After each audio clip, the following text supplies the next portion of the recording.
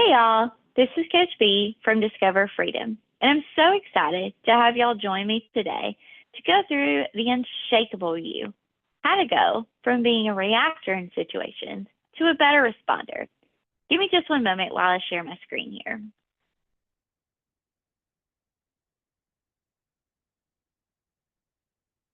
Perfect.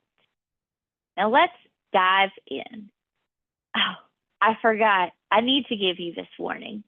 This exercise might involve you getting up and doing something a little crazy.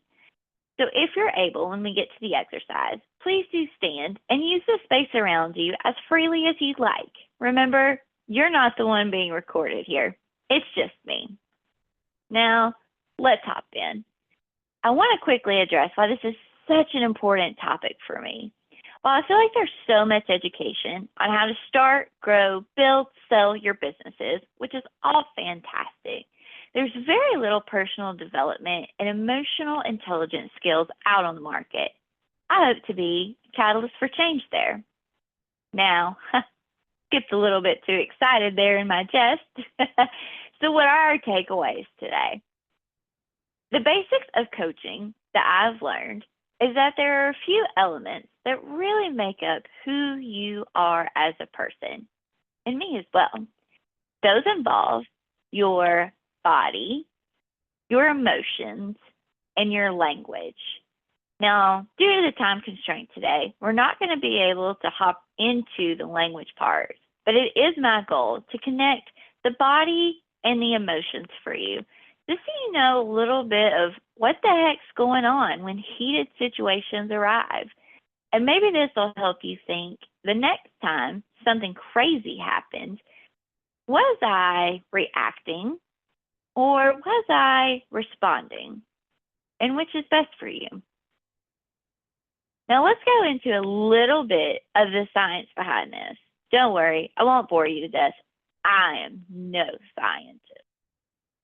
What I do know, though, is that we have a nervous system in our body, which is made up of millions and millions of neurons that are constantly flowing all throughout our body with all of these messages and data and information. It's like a highway of data. Now, we also have this other thing, which is our brain. This is the meaning-making part of us. So, how do we tie these two together? You have your body that has this nervous system with all of this information. The brain takes these messages as it comes to them and makes meaning of them and explains things out for you. Told y'all we're going to keep this simple here. Now, what I also know is that humans evolve and operate 100% off of patterns. So, let's put this theory to test. You know, Jill, she can never change. Or, that Bob, he has always been that way. Man, when I hear that sometimes, it really gets under my skin because I believe people can change. It starts with awareness, though. What this looks like inside of your body, in this nervous system, is that you can actually set up new neural pathways based on different experiences and conversations that you have. So, let's take a real life example. When you were a little youngster and you're running through the kitchen and you see this red glowing plate of perfection and you just, you want to put your hand on it, but the adult stops you because you shouldn't do it. Well, guess what? As this youngster, your nervous system has never had this interaction with this hot piece of glorious awesomeness on the top of the stove. So it doesn't know what to expect. And you almost have to touch it so that way you can learn. Now, the adult walks away. You as the youngster immediately, put your hand on it and, ouch, it's hot. So there's a lot happening in these types of situations. Your body is taking in this message, storing it in your nervous system, and your mind and your brain is making sense of what just happened. And so now, as an adult, the question is, do you have to put your hand back on that hot surface to know that it's hot and dangerous to burn you? Or can you just look at it and go, oh, I remember? And it's almost as if you feel that sensation inside of your body again. This is your nervous system and your brain working together. So keep this in mind as we go forward in today of thinking about every interaction and experience that you have. All of this data and information of these experiences winds up getting stored in your nervous system, not in your brain. It's just making meaning. It actually is stored inside of your body. Now, I told you the second part of this was not only the body, but also the emotions. What on earth do emotions have to do with anything? Well, what we do know about emotions is that, number one, everybody has them. And number two, they're typically a predetermined shape. So think in your mind of someone who's sad. What are the characteristics? Maybe their shoulders are hunched over. They might carry their head down low, slow paced. Now think about someone who's happy. Maybe they're smiling, moving about zestfully, a little bit of pep in their step, right? So happy and sad are both emotions, and both have predisposed shapes that we're used to. Now, how do we tie this into what we go through every single day? What you have to understand is this is not only how you view the world, but it's also what others see of you. So what we're going to do here is I'm going to go through some different slides, and I want you to name out loud what the emotion is that this person is experiencing. Ready, set, let's go.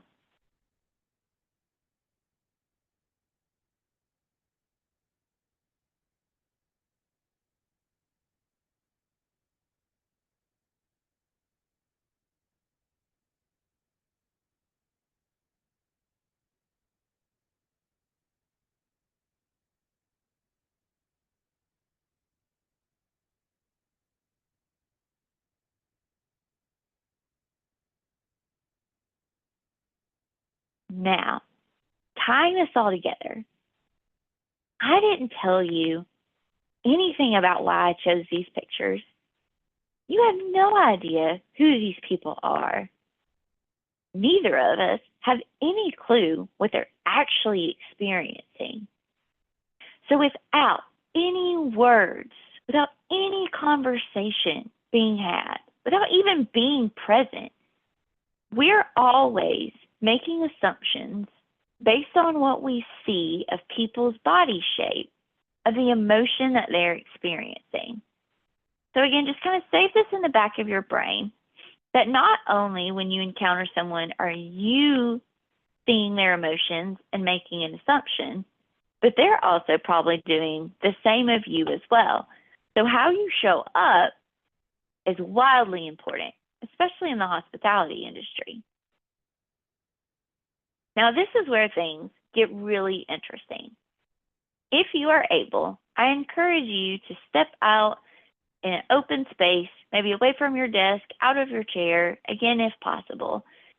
If you are not able to or don't feel comfortable doing so, it's perfectly fine. You can stay where you're at. But like anything, the more you put into this, the more you're going to get out of it. So I encourage you to do what you feel is safe and comfortable. I want you to think back to a situation that happened where you reacted in a way that you weren't very proud of, not exactly happy about. And what I'm going to do is I'm going to walk you through a scan. Please know, you don't need to change anything about what you're feeling or sensing. I will honestly just want you to take note of that. I want you to get deep into that emotion, act like that situation is happening again, and I want you to feel everything in that moment, all the way from the tippy top of your head to the very bottom of your feet. We're going to do a little bit of a reflection and a twist on things, and then we're going to come back and tie this all together. So now, let's get ready. I want you to put on your best show that you can. Again, nobody's watching. And think back to this time when you reacted in a way that you weren't proud of. Now let's notice. What are your eyes doing? Are they glaring? Are they moving about? Is it a soft or a hard gaze?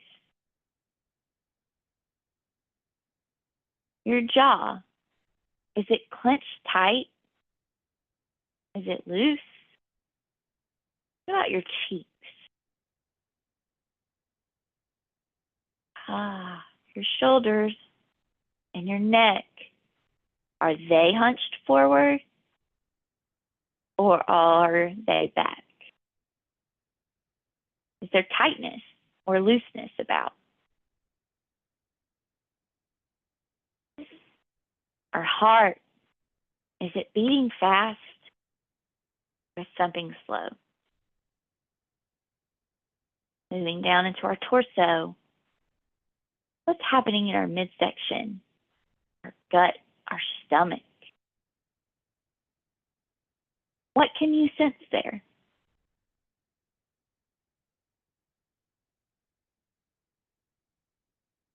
Moving into our legs, paying attention to our stance.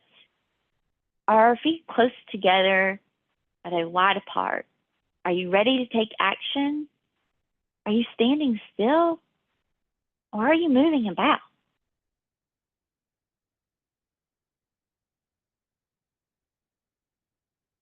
Now go ahead and take a minute of a rest. And what I'd like for you to do is switch. What are we switching to? If this situation were to occur again, how is it that you would want to show up? So full creativity, we're going to go through the same exact body scan, except this time you have your responder body in place and you know and are in control of what you are doing and how you are showing up. Remember, in this body scan, we're not changing anything. We're just taking notice and also maybe comparing the differences. Now, when you're ready and if you're able, get in your position and let's start our next body scan. So we have this situation occurring. We are in a responding mode. What's different about your eyes this time? Are they strained? Or are they just glancing? Are they looking forward, down, around? What's our jaw doing? Is it clenched? Is it loose? What about our cheeks? Are we smiling, frowning, yelling, silent? Moving through our neck and our shoulders. Is there tension about or no? Are we hunched over? Are we standing tall? What's happening in your heart this time? Is it beating fast or slow? What's it telling you? Coming to our stomach and our torso area. What might you notice this time?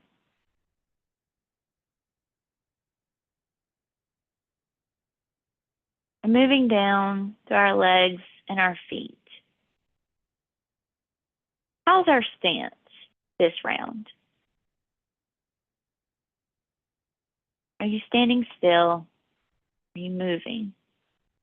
Is it fast? Is it slow? Is it grounded?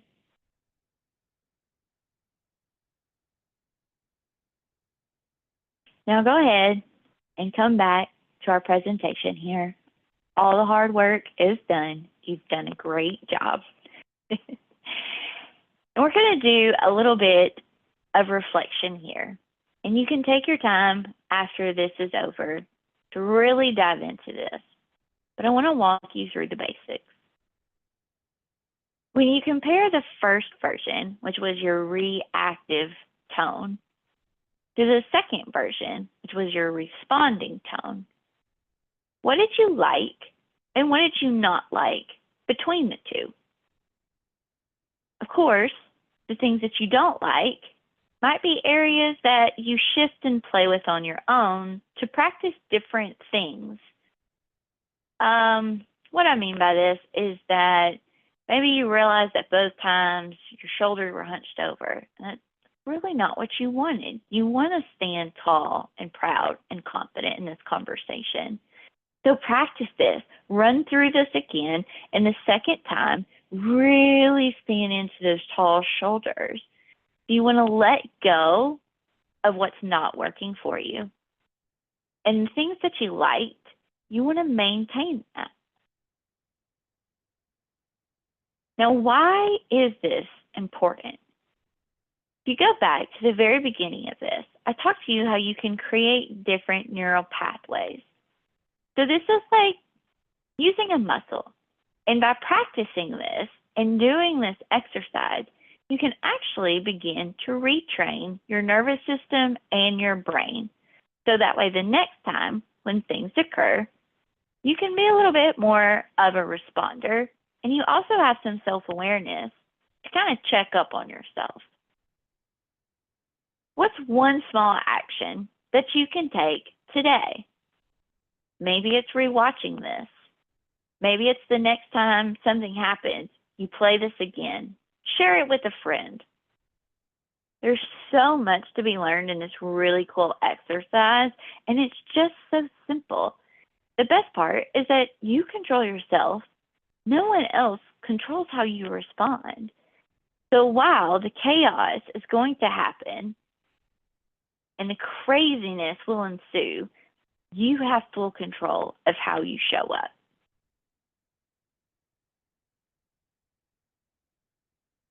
Keep in mind that how you show up sometimes can't be hidden. So what your body is feeling may not always match your face, and people can sense that. So this is a full body experience. And not only do you want to live in that responding body, but you also want to be able to share that emotion with them and pay attention to what they're telling you at the same exact time. I hope you've enjoyed this quick little exercise. And just remember, you're in full control. You get to choose how you respond. I hope what you're walking away with here is that you get be the observer in the situation of your own actions. You get to choose what actions you take this time and next time and change the way that you're responding. It's really just to make you a better you. So I hope you've enjoyed this, and let's stay in touch. Thanks for your support. And as always, if you need a creative leadership director or a coach, I'm your gal. Chat soon.